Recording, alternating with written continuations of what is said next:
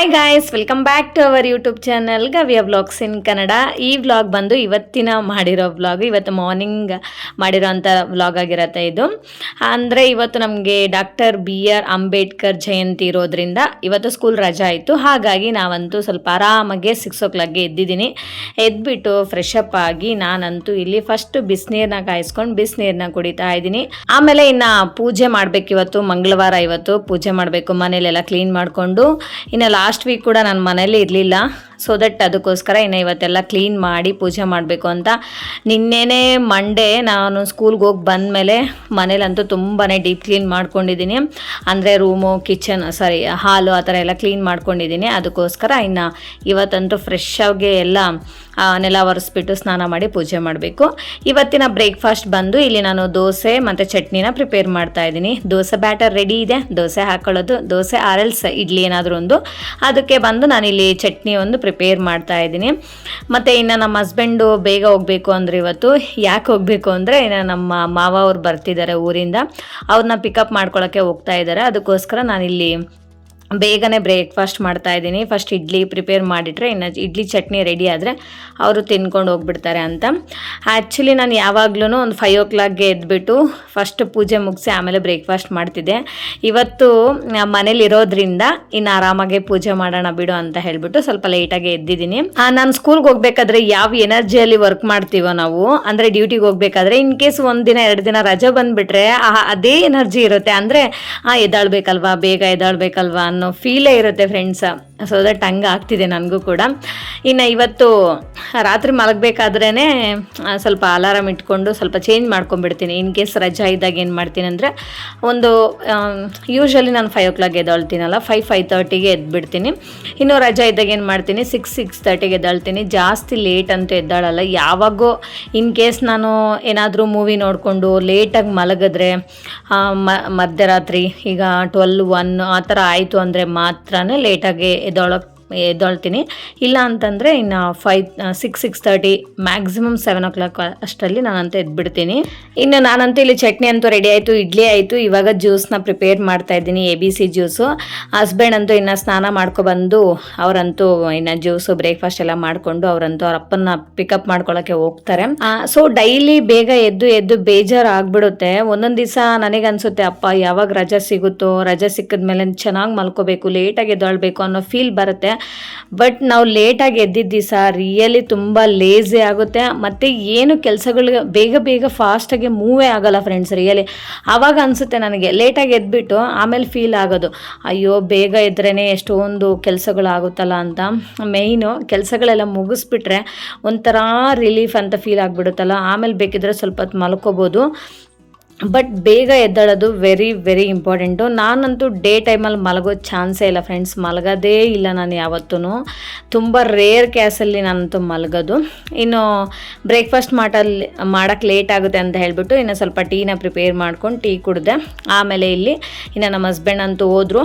ನನ್ನ ಮಕ್ಕಳೆಲ್ಲ ಟಿಫನ್ ಮಾಡಿ ಆರಾಮಾಗಿ TV ನೋಡ್ಕೊಂಡು ಕೂತ್ಕೊಂಡಿದ್ದಾರೆ. ನಾನಿವಾಗ ಇನ್ನು ಎಲ್ಲ ಕಸ ಎಲ್ಲ ಗುಡಿಸಿ ನೀಟಾಗೆಲ್ಲ ಜೋಡಿಸ್ಕೊಂಡು ಇವಾಗ ಮಾಫ್ ಹಾಕ್ತಾಯಿದ್ದೀನಿ. ಎಲ್ಲ ನೀಟಾಗಿ ಮಾಫ್ ಹಾಕಿ ಇನ್ನು ಸ್ನಾನ ಮಾಡಿ ಪೂಜೆ ಮಾಡಬೇಕು. ಮನೇಲಿದ್ದರೂ ಆ ಕೆಲಸಗಳೆಲ್ಲ ಮಾಡ್ಕೊಳ್ಳೇಬೇಕು ನಾವು. ಅಂದರೆ ಕಿಚನ್ ಕೆಲಸ ಮಾಡ್ಕೋಬೇಕು, ವಾಷಿಂಗ್ ಆಗಿರ್ಬೋದು, ಸೊ ವೆಸಲ್ಸ್ ಕ್ಲೀನಿಂಗ್ ಆಗಿರ್ಬೋದು, ಮಕ್ಕಳಿಗೆ ಹೇಳ್ಕೊಡೋದು, ನಾವು ತಗೊಳ್ಳೋ ರೆಸ್ಟ್ ಆಗಿರ್ಬೋದು, ಎವ್ರಿಥಿಂಗ್ ನಾವು ಸೊ ಮನೇಲಿರ್ಬೇಕಾದ್ರೂ ಮಾಡ್ಕೊತೀವಿ. ಆ್ಯಂಡ್ ವರ್ಕ್ಗೆ ಹೋದ್ರೂ ಕೂಡ ನಾವು ಟೈಮ್ನ ಮ್ಯಾನೇಜ್ ಮಾಡಬೇಕಾಗುತ್ತೆ. ಎಲ್ಲಿ ಕೂಡ ಟೈಮ್ನ ವೇಸ್ಟ್ ಮಾಡಬಾರ್ದು. ವೇಸ್ಟ್ ಮಾಡಿದ್ರೆ ಮಾತ್ರ ನಮಗೆ ಓವರ್ಲೋಡ್ ಅಂತ ಫೀಲ್ ಆಗುತ್ತೆ, ವರ್ಕ್ ಅನ್ನೋದು ಓವರ್ಲೋಡ್ ಆಗುತ್ತೆ. ಸೊ ನಾವು ಟೈಮ್ ಮ್ಯಾನೇಜ್ಮೆಂಟ್, ಈ ಟೈಮ್ಗೆ ಇದೆಲ್ಲ ಮುಗಿಸ್ಬೇಕು, ಈ ಟೈಮ್ಗೆ ಇದೆಲ್ಲ ಆಗಬೇಕು ಅಂತ ಮಾಡ್ಕೊಂಡ್ರೆ ಮಾತ್ರ ಆರಾಮ್ಸೆ ಮಾಡ್ಕೊಂಡು ಹೋಗ್ಬೋದು. ನನಗೆ ಇತ್ತೀಚೆಗೆ ನಮ್ಮ ರಿಲೇಟಿವ್ಸಲ್ಲಿ, ನಮ್ಮ ಫ್ರೆಂಡ್ಸಲ್ಲಿ ಎಲ್ಲ ತುಂಬ ಜನ ಕೇಳ್ತಾ ಇದ್ರು, ನೀನು ಹೇಗೆ ಮ್ಯಾನೇಜ್ ಮಾಡ್ತಾ ಇದೆಯಾ, ಐ ಮೀನ್ ಸ್ಕೂಲ್ಗೆ ಹೋಗ್ತೀಯಾ ಮತ್ತು ಮಕ್ಕಳನ್ನ ಮ್ಯಾನೇಜ್ ಮಾಡಿಕೊಂಡು ವೀಡಿಯೋಸ್ ಮಾಡಿಕೊಂಡು, ಸೊ ಇದೆಲ್ಲ ಹೇಗೆ ಪಾಸಿಬಲ್ ಆಗುತ್ತೆ ಅಂತ ಹೇಳಿ.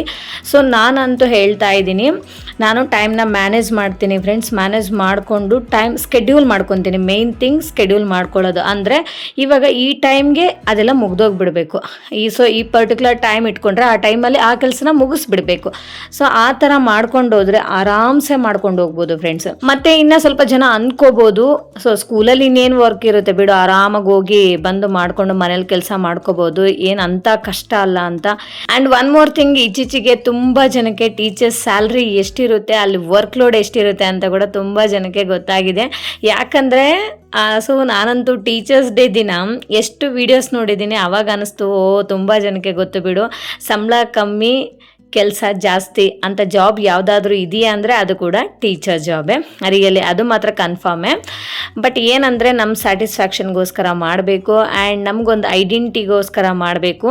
ಆ್ಯಂಡ್ ಒನ್ ಮೋರ್ ಥಿಂಗ್, ಪರವಾಗಿಲ್ಲ ಮಕ್ಕಳನ್ನ ಮನೇನ ಮ್ಯಾನೇಜ್ ಮಾಡಿಕೊಂಡು ನಮಗೆ ಅಂತ ಒಂದು ಸಂಬಳ ಬೇಕು, ಒಂದು ಐಡೆಂಟಿಟಿ ಬೇಕು ಅಂದರೆ ಮಾತ್ರ ಆರಾಮ್ಸೆ ಈ ಜಾಬ್ಗಂತೂ ಬರ್ಬೋದು.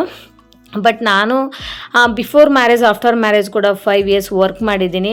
ಬಟ್ ಡಿಸ್ಕಂಟಿನ್ಯೂ ಆಯ್ತಲ್ವ ಮಕ್ಕಳಾದಮೇಲೆ, ಸೊ ದಟ್ ನಾನಂತೂ ಈ ಜಾಬ್ಗೆ ಬಂದೆ.